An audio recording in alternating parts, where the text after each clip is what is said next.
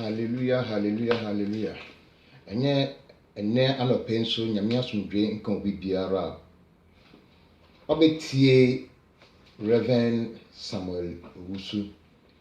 Yenyankopon ewo nipa bi de mame no nti na ene de nso wahye se yebetie na asem yembeche na asem mfa. Obi biara obetie asem no de aresanya ne de oginya ne de. Onyankopon a onam ne mma ne mogluhu so one yen enam no onte nanim nkyerɛw ananope yi sɛ obetie na asɛm no man bɔ mpaye na yɛhyɛ ndwuma dina so obuafo ne yɛ abankɛse ane anope yi nso yɛ da wase ɔhene mo hene ne yɛ kansa yɛ hwie na niyam hyɛ nka odin ɛnyɛ nipa nyina na nya ne sei anope yi na anope yi wayɛ adom na yɛsɛ yɛse han fɛfɛ ɛte sɛ wo Kristo a na yɛ da wase hwɛ anope yi awurama wura yɛ da wase wae so o ti sɛ dede bi bɔ o ti sɛ dɔn bi ɛyɛ dede a na yɛ wo ma wagya wo asase so ayɛ prayers the key group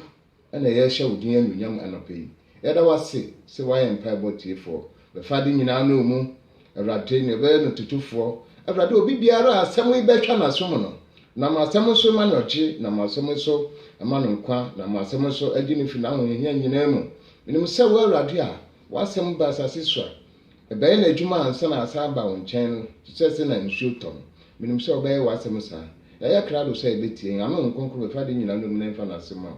menim sɛ nam wo nsa so wabasa so wotumi ne wanom asɛm so wo mba bɛnya agye ɛwɔ asase so meda wase ɔdɔ bɛ kristo di muti amen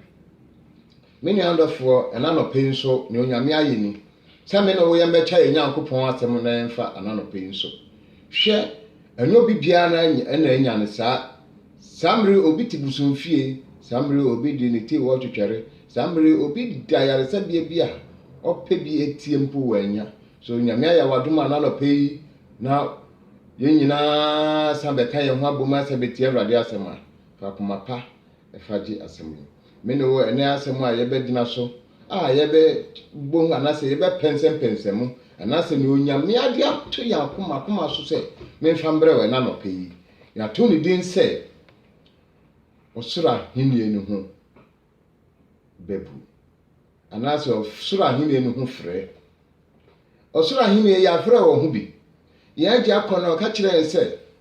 ɔwɔtena bia pii wɔ no so na agya fie na yɛse ɔkɔ no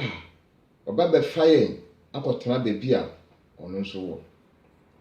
na yɛn deɛ yɛ nim kwan no sɛ na ɔka wɔ John 10 no so yɛn deɛ yɛ nim kwan no no ono ne kwan no so ono no kwan na ye befa so akonya nkwade a na kyese ye fa ne mra nsem na ye fa na hyede na kyese ye tutu na nam ya nam nsi ne tie mu efise ye de ye nim kwan no bebi a orekɔ no ye nim hɔ na asase so asem po no ka kyerɛ na ye hu na so osoro ha asem o ka kyerɛ ye be den agiedi nti o si ye nim kwan no ɛhɔ no ye mete osi yen dia ye nim kwan no no no ne kwan no ono ne han no ono ne kwan no kware kwan no no no be ma yen kwa se nsale so ono no ye kwan ni nti ye betutu ya namon esi ni dim afise we di kan nti na namon ewobɔ hɔ se ye betutu ya namon esi ni dim mu ye tutu ne ya namon esi ni dim mu a ye behu bebi o ye agya no okoyi nti na ɛna no pɛyi me no yɛ bɛbɛkyɛ ne ho asɛm efisɛ ɔno no kwan ne dia ɛkyɛ sɛ yɛtutu anamon esi ne dia mu hwɛ okai Matthew moma yɛnkɔ Matthew 24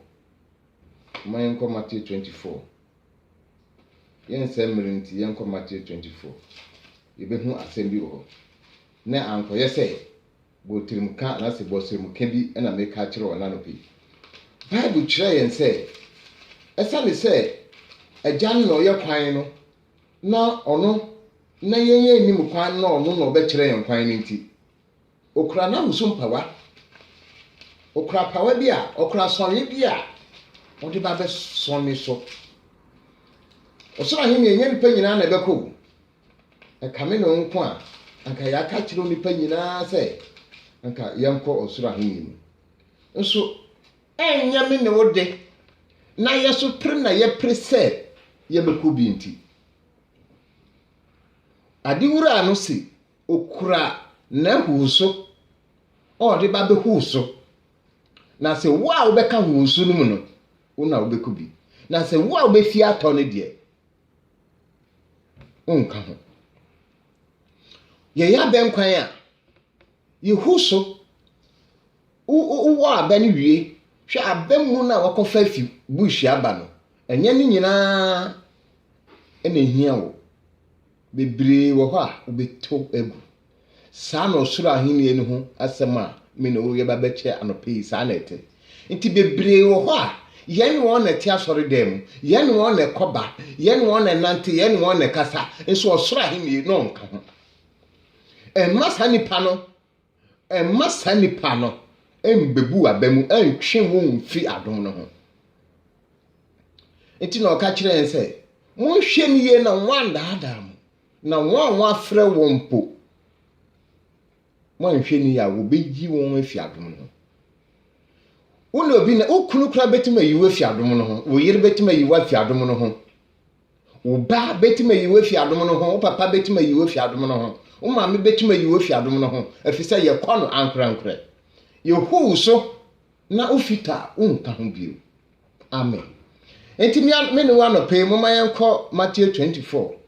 verses 12 ye be hu asem bi wo making kan sena asem no e kire no o say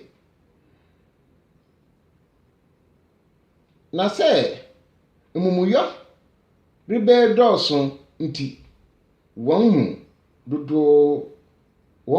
no ara do ano bejo amen. Enam se mumuyo no bedoso nti yem dodo na yen do na ano bejo yenim se ye fa wiase afa na nyina ne a ne edikan obi aso ye kristoni o media me ye kristoni o mi ndi bone nso ne kukwam asem no den na ekoso adansidie ben na hunam di afa ho afisa oye watamfo wa ni pedua na oye watamfo nti adansidie ben na watamfo di afa ho second satan so ye watamfo adansidie ben na odi afa ho odofo oye nkonkron ono so adansidie ben afisa on twatoro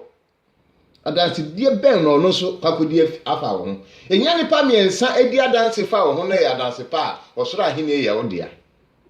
na sani pa miensa no nyina andi adanse pa bi amfa wo ho a osoro ahemie na wonka ho eno ne huhusu apawa no eno no soye na wode ba wo nchen no wankasa wo honam onipadua abai ko atia wo se omma ohia wo so akono no mu na ohia wo so no koye bone okọbọ adwaman odi wani hwe na enye okasa bi afise wa hia wo na waye Satan di unhu adanse se waka kire se ye bibi se waye unkasa hunkonkron no ohia no se obetena wo no ne nkasa de wakọ nsohwem ma wafeli na hunkonkron na nkasa waso wahwe se obenya wo obejewo afise ansa na obejewo na cheta ode wo konsohwem ode wakọ nsohwem ma wafeli Kristo nka ye ho se wa feli dia ande huhu se watwe ho afi adom no ho sada no na nne minim se me no ye ansa na asem ibekwa wie no ye behu mreko a anase nako a anase mienti a ye twe yen ho afi adom no ho ne atwe yen afi adom no ho ne eyi afi onya Kristo adom no ho amen. Enti moment asonko 13 no kakra moment asonko 13 no 13 no say sorry na nia obegina o se nia na nia obegina abeka ahini no ho asempa no dabi 13 na nia obegina akodu awie no ono na wobegye no o se ni obegina bikoso awie no agina ne ni wa hemi ne wo ya nche bebre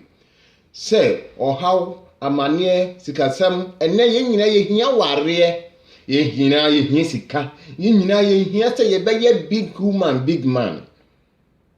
ugina na obegina anu ne wahi ho atete Job ho tete sen Lazarus ho tete sen unya aduane ndi Lazarus bi kra de wanya biandi okotase aduane wo sikani eponso nso protect ne nkwa o protect ne nkwa wankasa ntia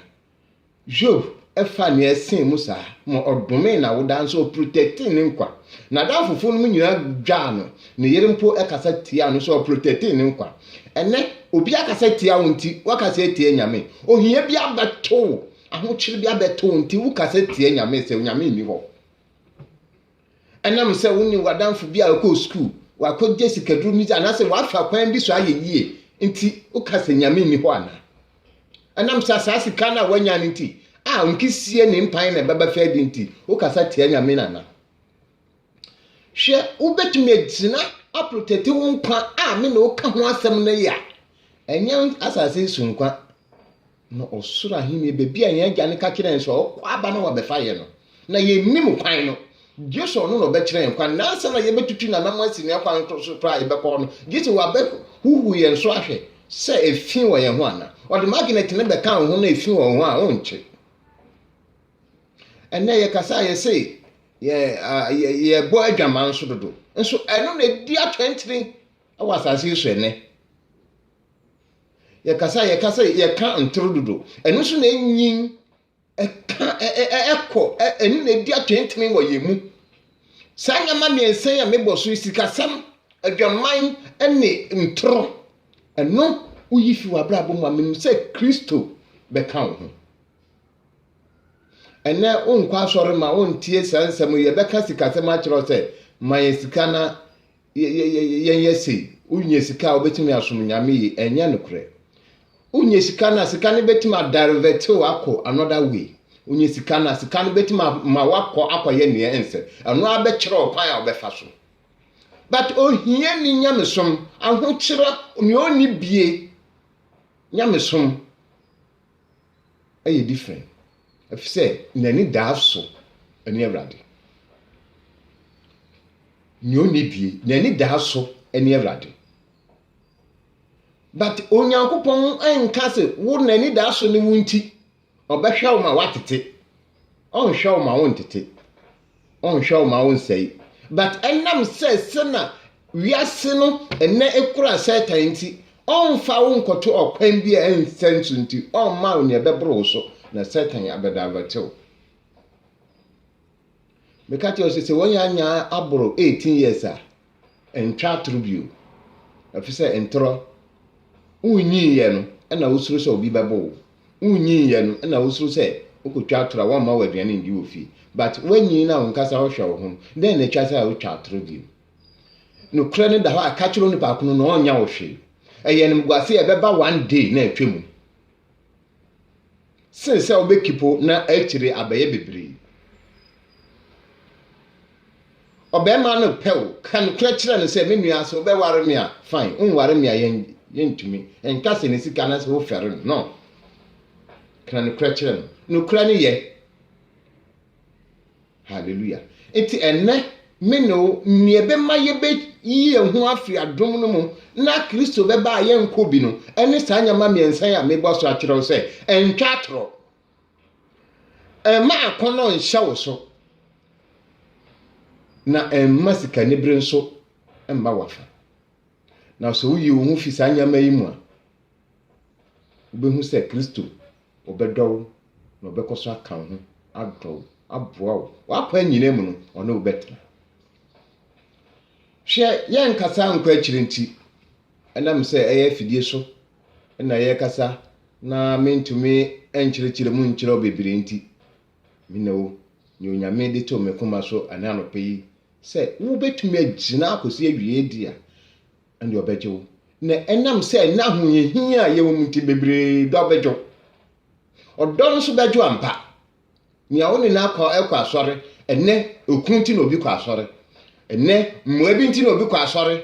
enne pastor kro gina pulpit so preach no bibinti sikanti na preach efise o preach wie na ufro bi wo wasore msesi ase pastor bebua me na me ye crusade me ye oba obecharge wo enne ndwomtufo nyina wo ba wo becharge wo because purpose nti na wo to ndwom purpose nti na wo preach organize obi obo ga enen obi obo nchine wa sori dem ene oba wa sori no obo nchine no na man scar tomorrow he will never come again. What David afi onyame asem no nene nshira nka wo se on David ye na obe fa onyame asem obe fa Kristo anamo no so na oba wanye oyiraba